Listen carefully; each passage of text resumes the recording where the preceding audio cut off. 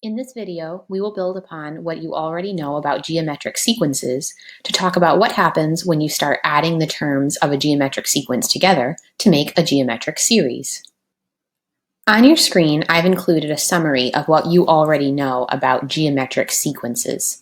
These are lists of numbers where you get from one term to the next by multiplying by a specific number. In the example, that's 2/3, and that's called the common ratio. The explicit formula for the nth term of a geometric sequence, then, is going to be a sub 1, or the first term, times the common ratio, one less time than the index, because you already have that first term there. So we can simplify that by writing the ratio r to the n minus 1 power.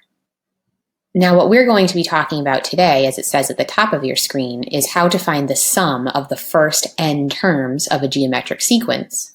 And we know that if we add the first n terms together, that's going to make a series.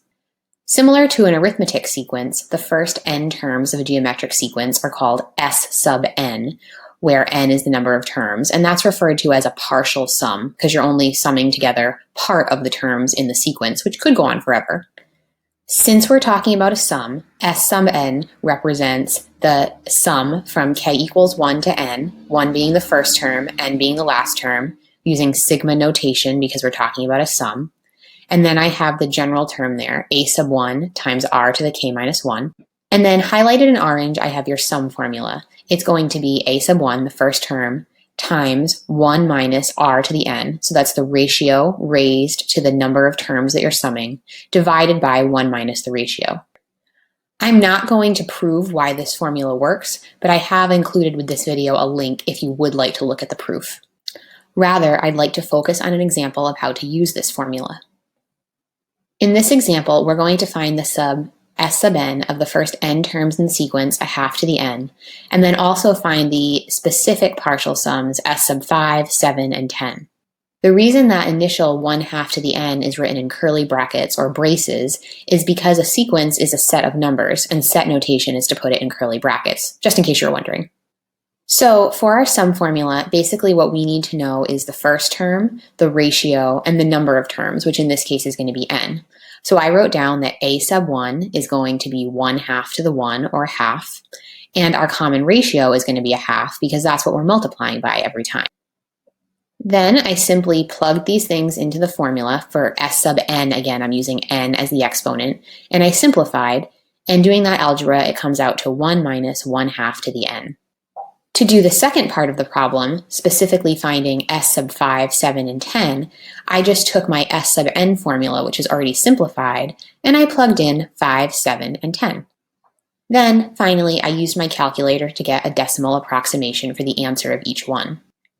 And what you might notice is it does look like as the number of terms is getting bigger, as we're adding more and more terms onto this series, it does look like the answer is getting closer and closer to 1. And in fact, that is what happens. If you plugged, say, S sub 100 into your calculator, it would be 0.99999 and so many 0.99s that your calculator would just round it to 1.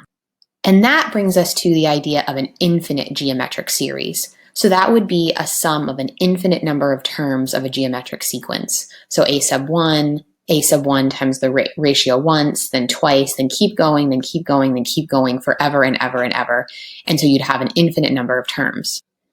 If I wrote this in sigma notation, basically what would happen is that on top of the sigma, instead of having an actual number like n or like a 4 or a 7, I'd have an infinity sign.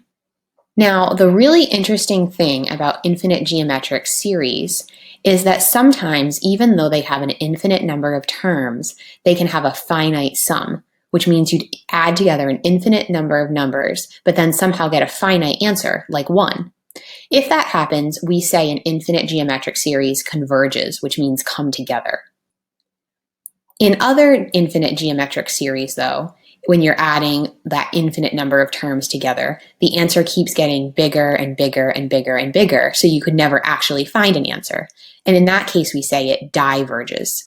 This idea of classifying infinite geometric series as either converging, so coming together with a sum, or diverging, kind of going apart and not being able to get a finite answer, is going to be something that's very important for calculus. So at this point, if I were you, I would be thinking, how can an infinite series have a finite sum? Well, here's why. I'm going to start with just the sum formula for the first n terms. S sub n equals a sub 1 times 1 minus r to the n over 1 minus r. And then I'm going to think about what would happen if I plugged infinity into that formula. So now I have a sub 1 times 1 minus r to the infinity instead of r to the n over 1 minus r. Now, when you think about multiplying r by itself an infinite number of times, your first instinct would probably be to think that that r to the infinity term is going to get bigger and bigger and bigger. But if you think specifically about what happens when the absolute value of the ratio is less than 1, i.e. it doesn't matter if it's positive or negative, it's actually the case that r to the infinity is going to be approaching 0 over time.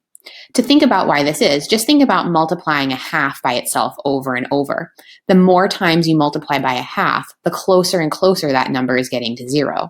And that would happen for positive or negative. Those numbers would be getting closer and closer to 0. So the takeaway from all this is we can just get rid of that r to the infinity term if we're thinking about an infinite sum, making the top of the fraction in the formula just a 1, not 1 minus r to the infinity. And this gives us the really important thing, which is the sum formula for an infinite geometric series. This only applies if the common ratio, absolute value, is less than 1. If the absolute value of the common ratio is greater than or equal to 1, there just is no sum, so we would not use this formula. So our formula is just the first term a sub 1 over 1 minus the ratio. Note that a sub 1 used to be multiplied onto the front, but since the top was just 1, a sub 1 times 1 is an a sub 1 on the top. The best way to understand why this works, and again, only if the absolute value of the ratio is less than 1, is that once you're at a really large term number, so if you're summing, say, the first 1,000 terms, if the r is less than 1, that 1,000th term that you're adding on is going to be really small because you've multiplied a fraction that's less than 1 together 1,000 times, making a number that's pretty close to 0.